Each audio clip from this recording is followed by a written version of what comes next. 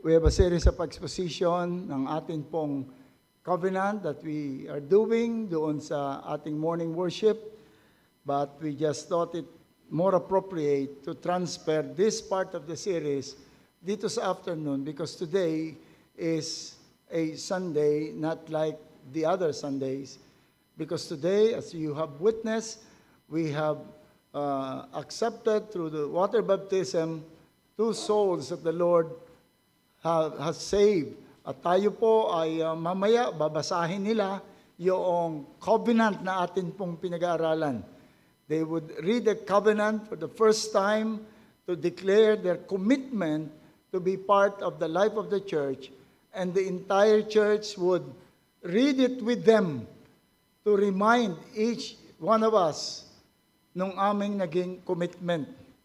And we stop in our study with doon sa ating, kung matatanda natin, ang pinag-aralan natin ay about the Lord's Supper. Tinignan natin yung ano ang significance ng Lord's Supper. At last time ay kung sino ang dapat na mag-partake ng Lord's Supper. And for today, ay ating pong tatalakayin ang isang, I would say na nag-cause ng konting controversy sa ating panahon ngayon. Ito po ay ang frequency of the celebration of the Lord's Supper. Iba't iba po ang pinanghahawakan ng mga iglesia throughout history. There are those who believe that every time the church meets, whether it's for just a fellowship, a gathering to have meal, a prayer meeting, that every time the church meet, they should have a Lord's Supper. Yun po ang ginagawa. But then there are those who believe that the Lord's Supper must only be celebrated every time we worship, and that is every Sunday. Dapat magkaroon ng Lord's Supper. Ang iba naman ay once a year. Many Presbyterian churches ay nagsiselebrate ng Lord's Supper only once a year. Kahit napakalaking isang grand celebration almost, yung Lord's Supper nila. At ang iba naman, hindi parang compromise between ay meron silang quarterly Lord's Supper at meron pang isang church na every Monday, Thursday lamang tuwing mahal na tuwing Huwebes Santo, the night before the night before Jesus Christ was crucified. Yun ang kanilang panahon lamang in a year to have the Lord's Supper. At yan po ang ating tatalakayin at muli po tayong lumapit sa ating Panginoon at humingi tayo ng talino sa Kanya. Muli aming Panginoon, narito kami upang talakayin ang isang mahalagang practice na iniwanan mo sa amin. And we do pray, Lord, that you would truly prepare our hearts for the truth coming from the Scripture. Bigyan mo rin ng talino, Panginoon, ang iyong lingkod. Gamitin mo po siyang instrumento sa pagtalakay ng katotohanan ito. Sa pangalan naming Panginoong Jesus. Amen. Okay, so that's what we are to discuss, determining the frequency. Let me begin the discussion from the premise that there is no prescribed frequency from the Word of God. Up front, gusto lang sabihin that this is where I'm coming from in my explanation of this, that there is no prescribed frequency from the Word of God. What we have from the Scripture and are cited as support for their position on the frequency, yan po ang ating titignan. Now, in dealing with this, we must determine the passage that being used, kung ito ay prescriptive or and which is descriptive. Yun po ang titignan natin. Pag sinabing prescriptive, ito yung mga passages that gives prescription. Kaya tinawag ng prescriptive. Prescription for faith and conduct. For example, if we are reading the 10 Commandments that you should have no other gods before me, that you should not make any graven image, that you should not use the name of God in vain, that you should remember the Sabbath, and so on. If we are reading those passages, then we can readily see that they are prescriptive. It is given to us, given to the original recipient, for them to do, for them to follow, for them to observe. Yun po yung mga prescriptive passages and other teachings, other conduct that can be prescriptive. The command to love God and to love the neighbor. Yun po ay mga prescriptive. And there are passages that we can call descriptive. Ito po yung naglalarawan lang, nagsasabi lamang sa atin kung ano ang nangyari. Halimbawa, we are told in the Word of God that Solomon had 700 wives and 300 concubines. Hindi naman siguro mahirap ipaliwanag at makita natin, walang sinabing pagsaway ang Panginoon, hindi niya nirebuke si Solomon, pero hindi naman mahirap unawain na ito ay simply a description on what was going on during the time of Solomon. The early church elected 7 deacons. Does that mean that we are being prescribed to have 7 deacons? And the early church, the early Christians sold all their possessions. When the church was born, all those who were accepted into the church sold their belongings.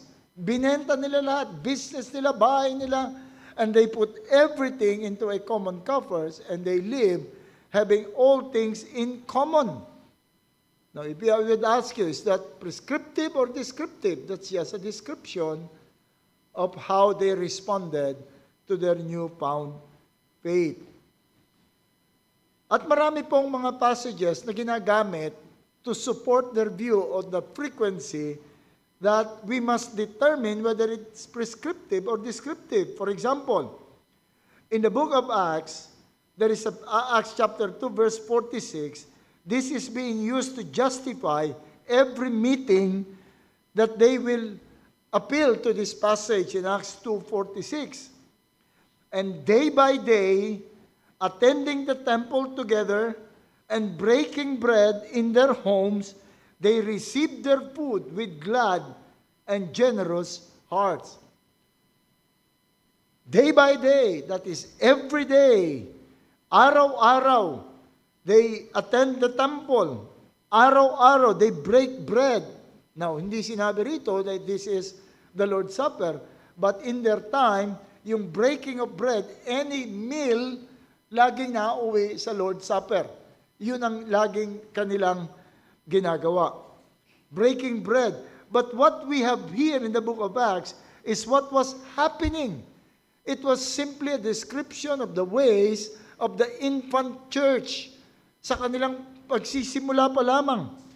They were excited. Iniwanan nilang lahat ng bagay.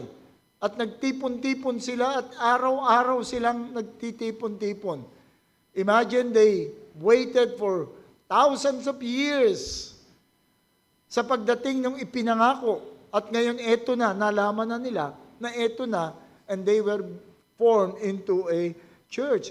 So in their excitement, they sold everything. Ayaw namin maghiwa-hiwalay. In fact, many believe that that was the reason why the Lord has allowed persecution to happen to them. Kasi ang utos ng Panginoon, go into all the world and preach the gospel. Pero ayaw nilang umalis dun sa Jerusalem, and so nagkaroon ng persecution, and they were dispersed. If we make that as a prescription, then not only every meeting, but every day. Siguro hesitant yung iba na gamitin ito to say every day, kaya sabi lang nila, because they meet every day, and so they have Lord's Supper every day. But if we would be consistent to say that this is the prescription that was given, then we should also do this, the Lord's Supper, every day. Magmi-meet tayo every day. pupunta kayo dito every day bago pumasok sa opisina. Tiisin nyo na muna yung traffic, basta pupunta tayo rito every day to be consistent. And we should also be listening to the preaching daily because that is also in the context. Attending temple together, breaking bread in their homes, and they receive the food with glad and generous heart. So every day. But we must consider the uniqueness of the situation. It was an infant church, sold all and made everything common, excited about new situation. Yun ang kanilang nangyari. And then there are those who believe that the Lord's Supper must be done every worship service. The Lord's Supper must be done every worship service. I have read several articles and several justification for this, and everyone is using Acts 20 verse 7 as a justification for this. Because in Acts 20 verse 7, we are told that on the first day of the week, when we were gathered together to break bread, Paul talked with them, intending to depart on the next day, and he prolonged his speech until midnight. Ito po yung nangyari na yung pagkatapos ng kanilang Lord's Supper, nag-preach si Solomon at si Paul na sumobrang haba nung kanyang preaching hanggang midnight, nagsimula ng tanghali hanggang midnight. How would you like that kind of preaching? Si Deacon Dennis, pagka malapit na oras, natataranta na, wala pang isang oras. Pero ito, siguro mga 5 or ilang oras, yung hanggang midnight, 12 hours preaching. May inantok. Kita nyo haba na, isa lang yung inantok. Si Eutychus, inantok. Kung bakit naman inaantok ka, doon ka naupo sa pasamano ng bintana, nahulog at namatay. So they use this because it's according to them, it clearly says that when we were gathered together to break bread, which for them is an indication that every time they gather, it is to break bread. But we must consider that this is not talking about every Sunday worship. This is not talking about all Sunday worship, but that particular worship meeting. It was a special day because it was the farewell meeting with the Apostle Paul. The Apostle Paul was proceeding to Jerusalem. At doon, binigay na nga yung kanyang, prophecy sa kanya that he would die, that he would be, he would be imprisoned. At yun ay mapapahamak siya. Doon, nag-iyakan na nga sila. So it was not an ordinary day. It was not an ordinary Sunday. It was a special Sunday. Si Paul matagal nilang hindi nakikita at ngayon nasa kanila at nagpapaalam at baka hindi na nila. Sabi niya, sabi nung prophecy kay Paul, you will not see his face again. And so, they gathered to celebrate, to break bread in celebration of that day. Again, if we will make that prescription, then it must be done within a regular meal as their practice. Kung sasabihin natin prescriptive yon at ginagaya natin, di dapat gawin din natin na yung kanilang Lord's Supper is naka-insert doon sa regular meal. Kakain sila and from some portion of that meal, they would begin the Lord's Supper. Tayo, matagal na, kaninang 12 pa tayo kumain. So, ito yung kanilang ginagamit. Tapos meron naman nagsasabing, dapat every year ang Lord's Supper. Once a year. And the reason is that it was based on the fact that it was the Passover given another meaning. Remember, it was the day when he was betrayed, it was the Passover meal. They were having Passover meal, and yung mind ng mga Jews is nakaset that the Passover is to be celebrated yearly. At doon inilagay yung Lord's Supper, institution of the Lord's Supper, and they were told to do this in remembrance of me, giving different meaning doon sa lamb, which is no longer the Passover lamb, but the Lamb of God that takes away the sin of the world.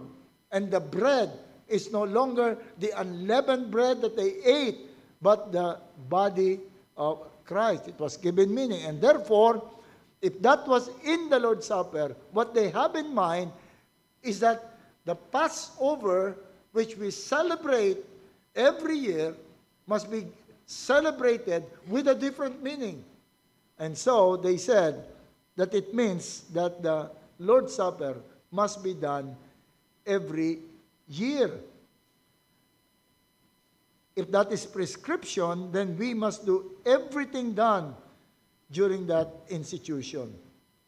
Now, the point is, the point that I want to drive is that there is no prescription in the Scripture as to the frequency. There seems to understand the freedom. Parang may understanding sila sa freedom.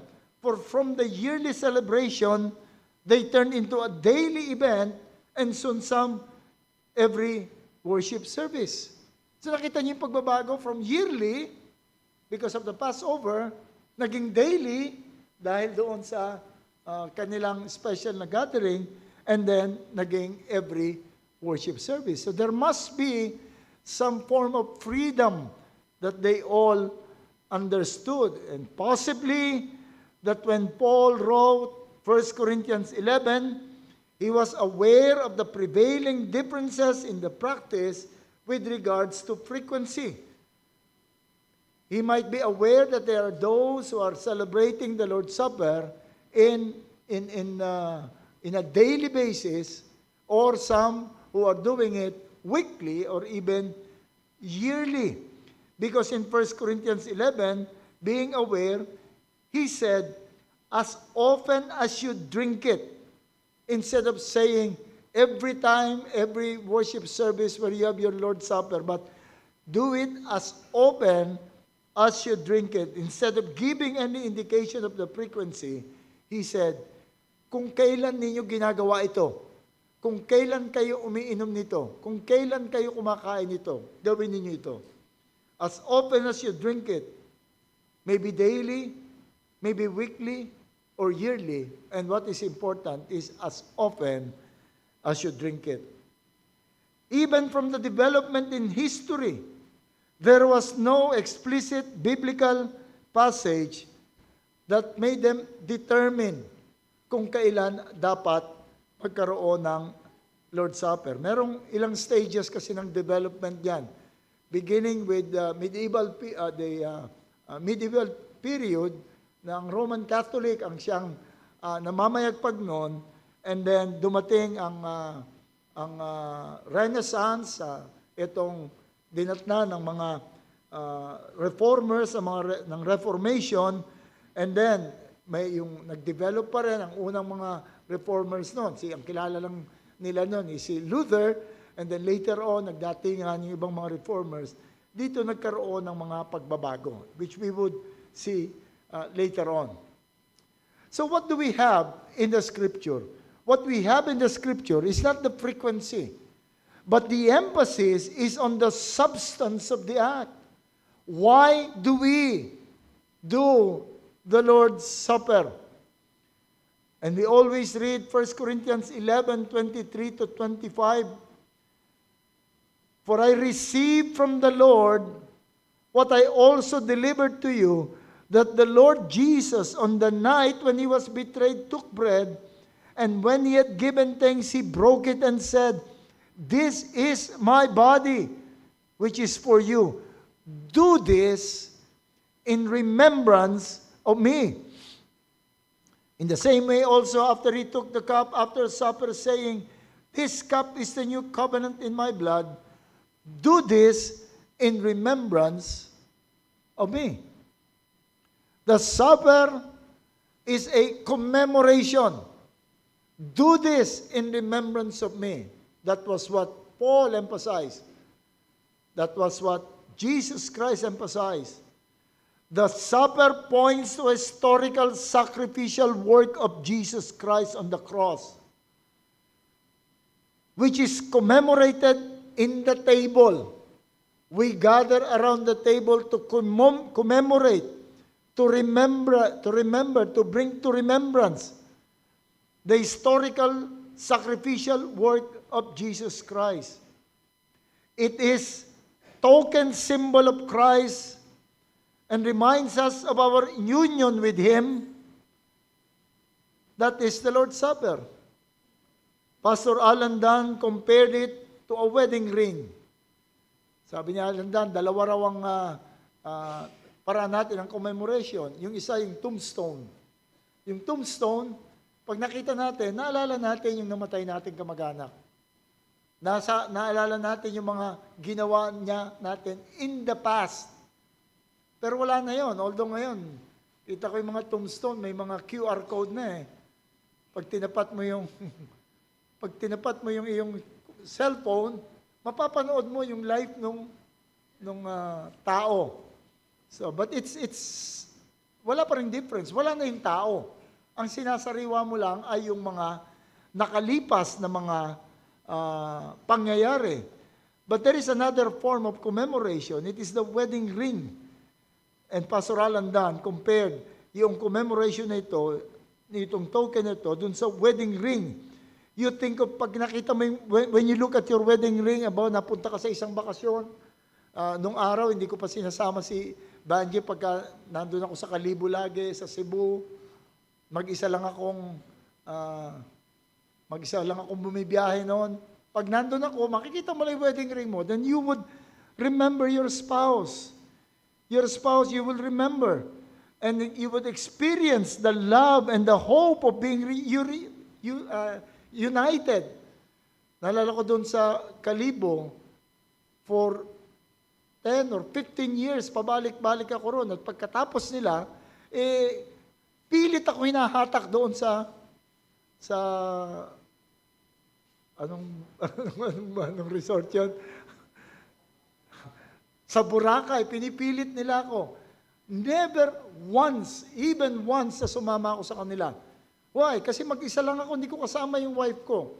Sabi ko, hindi ako lumalakad nang hindi ko kasama yung aking wife. So when I look at gustong-gusto ko na umuwi pagkatapos ng aking ministry. And when you look at the wedding ring, you would remember the love and the hope of being reunited. So too, the table, you take the tokens of Jesus' body and the blood, the symbol of our covenant relationship that you experience, His love revealed in the cross and presently communicated from His throne by the Spirit. If you are away from your wife, the ring will stimulate you to want to see her in the same manner that when you partake of the Lord's Supper, you would want Jesus Christ to come. That should be the spirit. Every time we partake of the Lord's Supper, our hearts and our mind must be yearning. Lord, come now. Come now, Lord Jesus. Hindi po natin sasabihin yung binanggit ko sa inyo na katulad sa babae na, Panginoon, huwag ka munang bumalik dahil hindi pa ako nakakapunta ng Boracay. That will not be the spirit. But come now, Lord Jesus. Come now. So nakita niyo yung different ng tombstone? Yung tombstone, you are remembering that which is past. You no longer have connection with what is past. Iba na yung situation mo. But with the ring, it's a commemoration of something that was done in the past. You married somebody, but the relationship still remains. At yung ring is something that would remind you of the current reality that you are married to somebody. That is the spirit. Yun ang in-emphasize in verse 26 of 1 Corinthians 11. As often as you eat this bread and drink the cup, you proclaim the Lord's death until He comes. Dalawa yung tinitignan natin. We're looking at the past, where Christ died on the cross, where Christ gave His life for our salvation.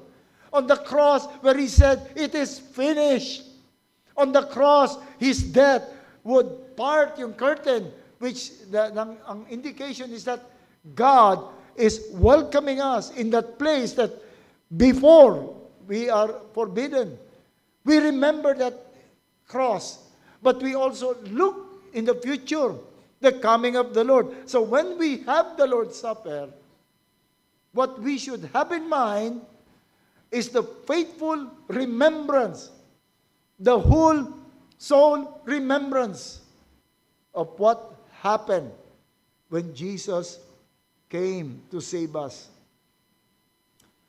Paul was assuming that those who partakes really have in their heart the death of the Lord, and that they eagerly await His coming. And so he said, as often as you eat this bread and drink the cup, you proclaim the Lord's death until He comes.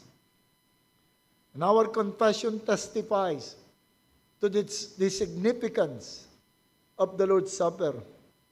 We read in chapter 13, paragraph 1, the supper of the Lord Jesus was instituted by Him the same night wherein He was betrayed, to be observed in His churches unto the end of the world. Same emphasis. For the perpetual remembrance and showing forth of the sacrifice of Himself in His death, confirmation of the faith of believers in all the benefits thereof, their spiritual nourishment and growth in Him, their further engagement in and to all duties which they owe to Him, and to be a bond and pledge of their communion with Him and with each other. You see, looking back at what happened, looking forward to what will happen, and enjoying the fruit of what happened in the present. And this remembrance is for the nourishment of our faith. We are told in the confession, it is a confirmation of the faith of believers in all the benefits thereof. So when we partake of the Lord's Supper, we remember all the benefits. We just don't partake of the Lord's Supper. We remember all the benefits. We meditate on the benefits. It's not only our heart that is active in faith, our mind is active. This should be our concern, as this is the primary concern of the supper. All consideration must be for this purpose, to preserve the memory, to not being mechanical. Yun ang dapat maging concentration natin. Yun ang dapat nating tignan. And if we are to move if we are to change our frequency, which we have the liberty to do, it must be for this purpose. We want to remember more and open, or what our current way of celebrating is not sufficient for us to truly be strengthened. That should be the motivation. And it's not just because I read in this and everybody is doing this, and that should not be. And then let's come to the Baptist choice of once a month commemoration. The Baptist has chosen once a month commemoration. Has this, yung choice na yun ng mga Baptist is very, very much, this is the consideration, that we might maintain the substance, we might maintain what the Lord's Supper is really for, what it should accomplish. The Roman Catholic Church, during the Middle Ages, started to believe that the element of the supper actually changed into the body and the blood of Christ. There was a monk during the medieval period, a monk named Radbertus, not Robertus, Radbertus, na nagsabi na yung blood, yung wine, ay nagiging blood talaga. At yung bread ay nagiging wine. Yung bread ay nagiging body of Christ. Really, na nagiging, nung time na yun, nawala na yung teaching, nawala na yung mga, wala nang theology, wala nang, kaya kailangan nila ng something na concrete, something that they can touch, something that they can eat. And this was proposed. Kaya nakafocus sila doon sa what they call the Eucharist. Nakafocus sila doon sa Lord's Supper. Yun ang lagi nilang ginagawa. This has made the focus on the elements and the act of consuming it to magically bless the partakers. Remember, ec opere operato? That the blessing is in the act. You get the blessing just by doing. Then Thomas Aquinas introduced the concept of accidents, that is the outward empirical traits of a thing, and the substance, that is the inner essence of a true identity of a thing. What does that mean? Masyadong philosophical, but let me just illustrate it briefly. It means when you have bread, there is the accident. Yung bread made of flour, sugar, or whatever at yung tinignan mo, yung texture niya, yung itsura niya, it's bread. It's bread. Ano mang bread yan, kung sourdough bread man yan, o ano man, it's bread. Ano man yan, bread talaga siya. But then there is the substance, what it really is. The incident is it's bread. The accident is it's bread. But the reality, its substance is also bread. And then Thomas Aquinas, dahil na influensya ni Aristotle, na estudyante ni Plato, si Thomas Aquinas, sinabi niya, adopting the Aristotelian principle, that you can change the substance without changing the accident. What does that mean? Yung bread, pagkatapos na ito'y ma-transform into the body, pag in-examine mo, bread pa rin yung substance, yung kanyang accident. Pag hinawakan mo, bread pa rin. Pag kinagat mo, pag tinakpa mo, bread pa rin. But in reality, it's no longer bread. It has become the body, the flesh of Christ. Kaya ito yung kanilang nagdala sa kanila doon sa nagpa-firm up nung kanilang teaching about transubstantiation. And this was ratified into church polity at the forum of the Lateran Council in 1215. And so the value of the Lord's Supper is in the element.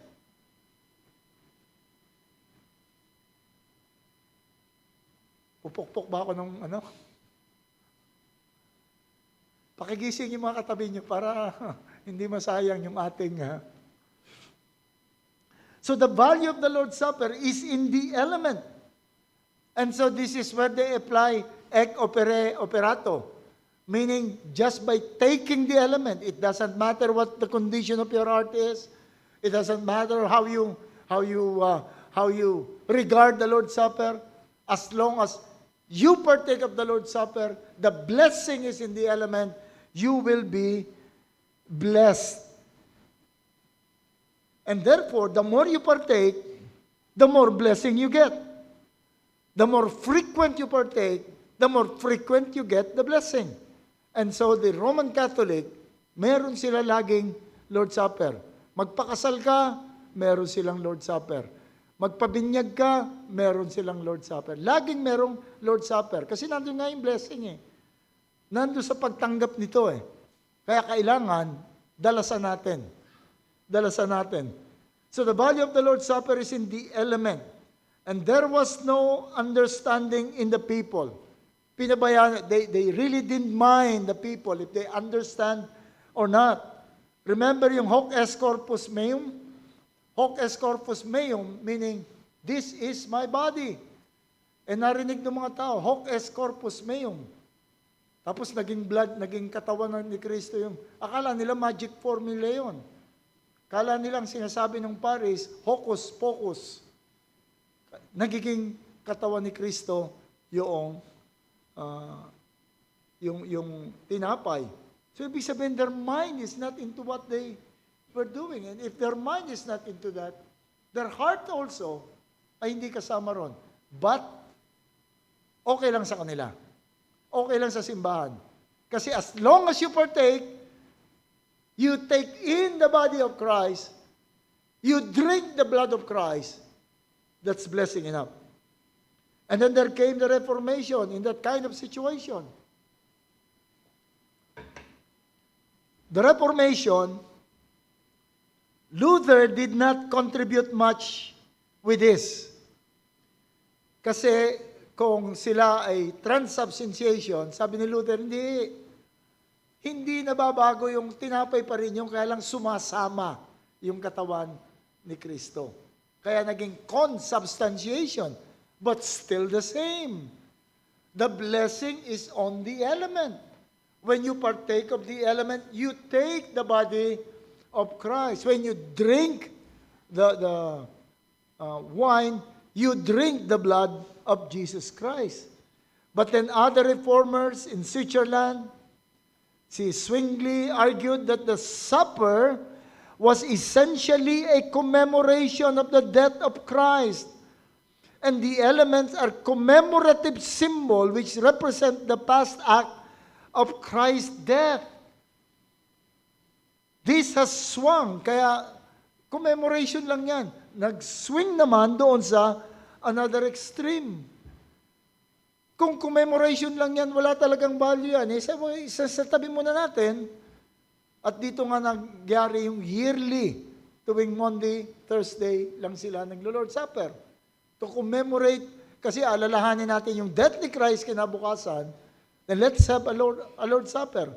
So, parang nabaliwala, naging magaan ang tingin doon sa Lord Supper. Then came Calvin. Calvin, while rejecting both transubstantiation and consubstantiation, taught that the real presence of Christ is in His presence in spirit. His presence in spirit.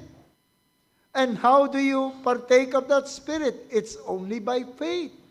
Believing that Christ is truly present by faith.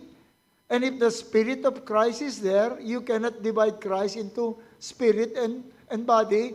And so, the effect is that the entire Christ is present. We commune with Christ. But the bread is still bread. The wine is still wine. The key is in the heart. The faith. The faith. He emphasized that the effectiveness of the supper was not inherent in the element, but that the supper was effective for spiritual nourishment only to those who participate by faith. He insisted it must be done weekly to train the faith. Sabi ni Calvin, dapat weekly pa rin yan para matrain yung faith.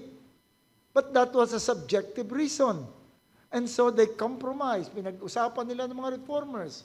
Sabi niya, okay, let's meet in between. Hindi yearly, hindi weekly. Gawin natin every quarterly. Quarterly.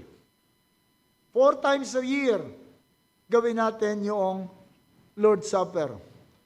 That was a compromise. Yet in all this argumentation, the focus is on how to most effectively make the Lord's Supper be effective as a memorial. And that is the faith, the attitude ng tao na magpapartake.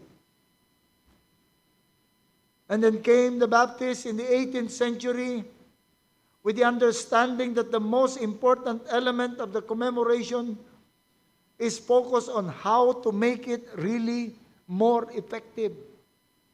They agreed with the reformers that it's really the faith, it's really the attitude of the people that is important. And so the Baptist says, how do we do it in a way that we will maximize yung effectiveness, yung value and worth ng Lord's Supper? He said, yearly. Again, there is nothing sinful about or inherently wrong about yearly celebration of the Lord's Supper.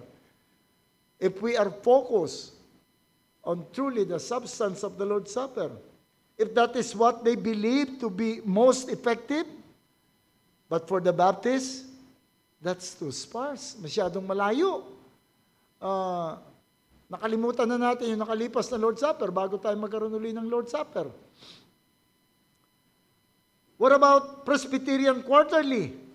Again, there is nothing inherently sinful or wrong if that is what they believe to be most effective, but still too sparse. What about every week? Again, there is nothing inherently sinful or wrong if that is what we believe to be most effective. But the Baptists believe that it will be celebrated weekly.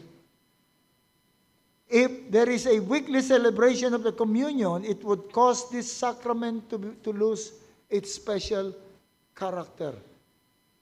It would just be as common as when we come here, eat pandesal in the morning, or walang masyadong, mawawala yung kanyang masyadong value.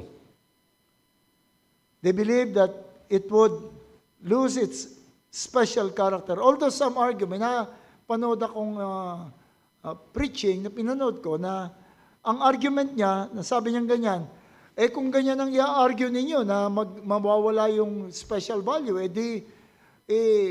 wag na rin natin gawing weekly ang preaching. Wag na rin natin gawing weekly ang singing. Wag na rin natin gawing weekly ang praying. Dahil dapat monthly rin. But I believe that is a false analogy. It's a false comparison. Because we do not preach the same sermon every Sunday. Kung magpipreach ako rito ng same sermon every Sunday, mawalan talaga ng value yun.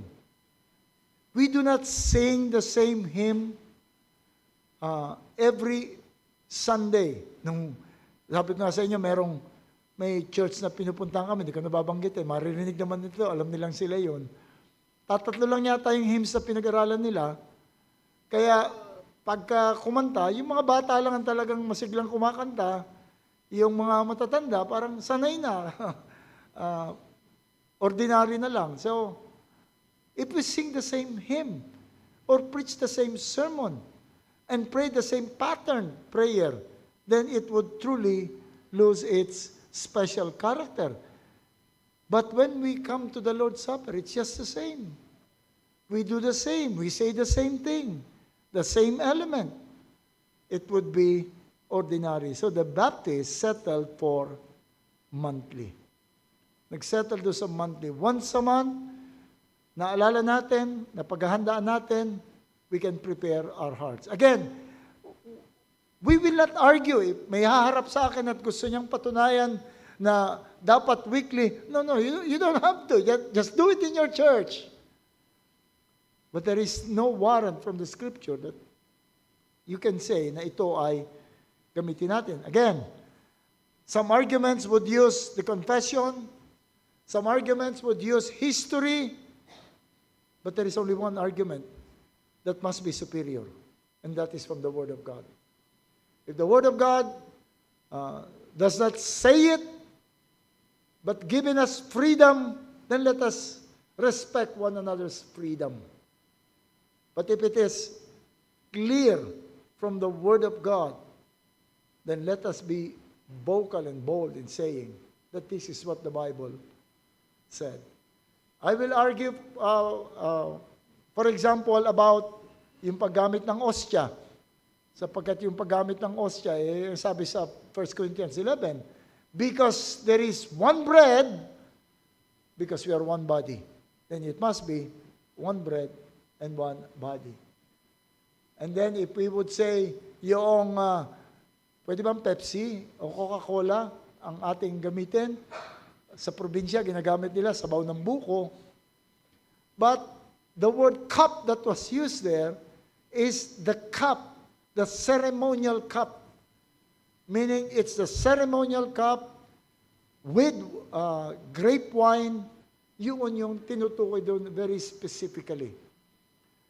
As to the unleavened bread, there is no mention about the bread, whether leavened or unleavened. So we settle for monthly because we believe that this is what can preserve truly the meaning of the Lord's Supper. Yung may nakita nga ako isang church na yung Lord's Supper nila parang nagdi-distribute yung pag ako nagpapakain ng ng rabbit, buhos ako ng buhos sa mga kainan nila. Parang ganun. Abot yung subo, abot subo. Wala nang any ceremony. Okay, let's remember the Lord. Lalakad na yung di-distribute yung tinapay. Pagtanggap niyang ganun, kain kagad siya, inom kagad. But the emphasis of the Word of God, the emphasis when it was instituted, the emphasis when the Apostle Paul mentioned about the Lord's Supper is always on the condition of the heart, that this would be a faithful remembrance of what happened, that this would be a reverential, a truthful remembrance. Yun lagi. And so, let us approach the supper with the emphasis on one's private experience of faith as we recall the work of Christ on the cross. Let us not give attention to the frequency, let us give attention to anything, but on our own heart, our own private experience of faith. Do I believe in what Christ has done? Is it for me?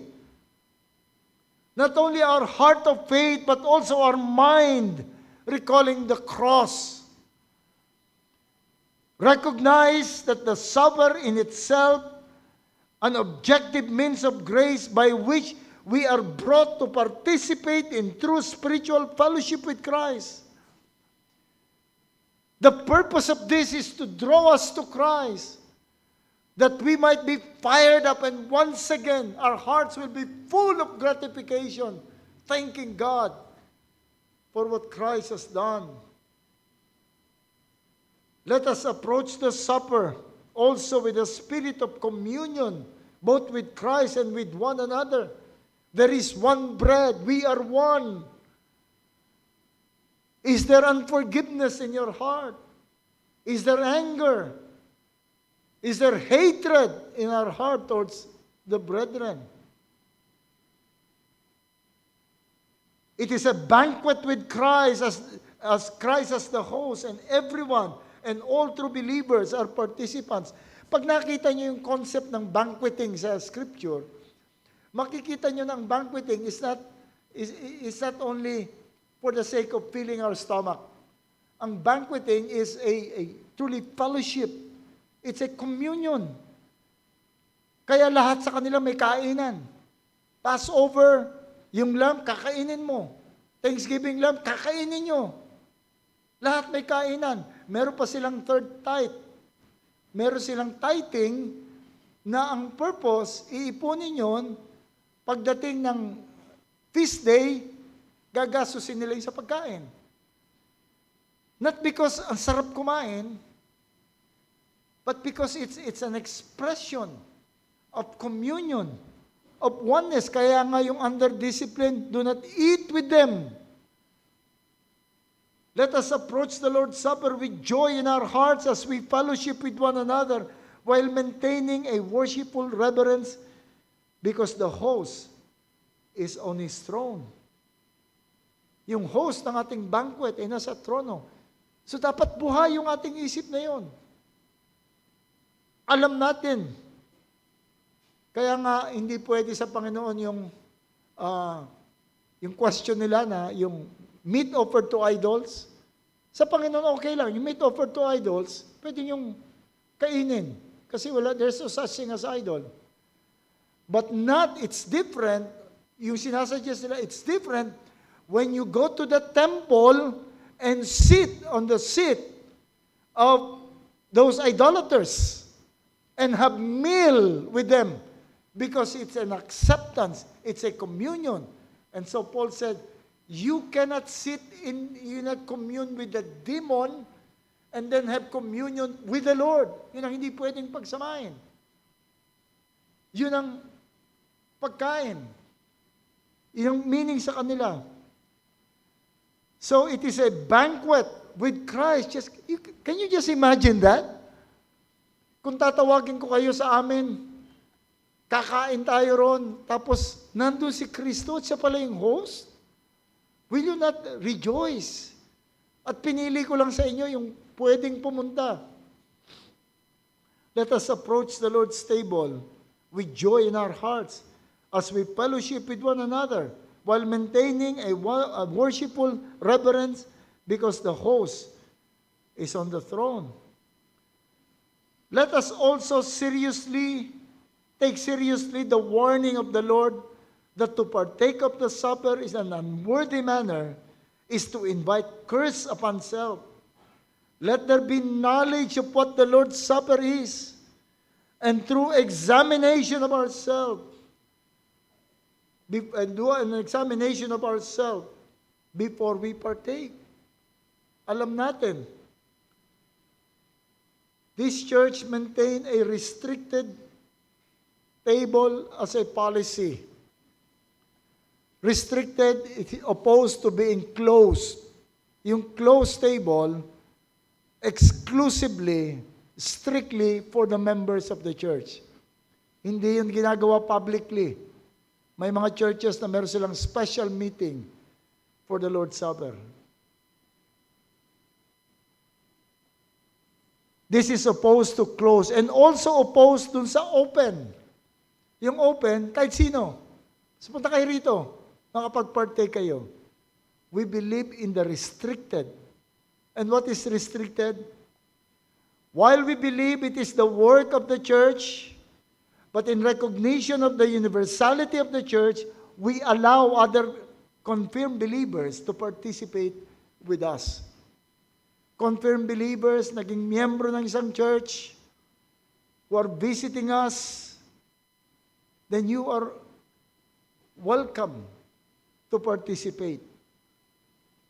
What about those with no membership, but once were members of an evangelical church that has not been declared unbeliever by that church through discipline and has been considering church membership, looking for a church, then you are welcome to participate.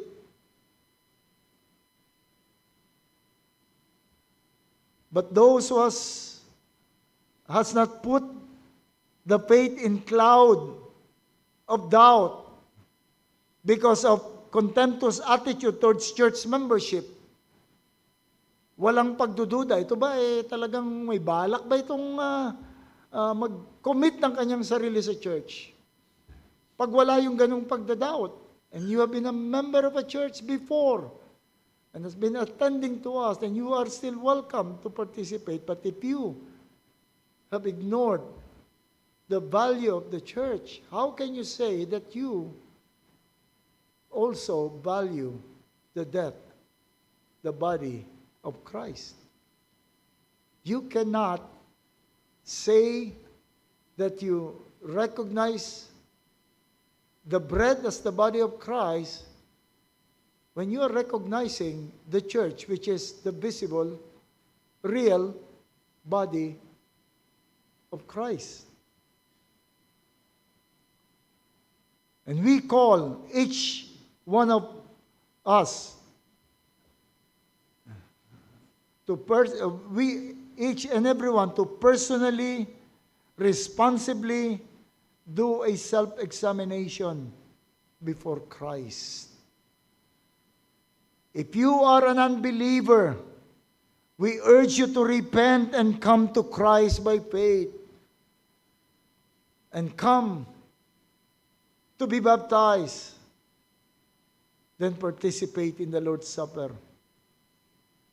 If you are a true believer who is yet to be baptized, we would urge you to identify with Christ in the waters of baptism. You believe that you are a believer. You believe that you recognize the body and the blood of Christ. I urge you, be part of a local church. Identify with Christ in the waters of baptism, and then participate in the Lord's Supper. If you are a baptized believer who is yet to join the local church, then we would urge you to find a local body of Christ to which you can commit yourself and in which you can lovingly serve.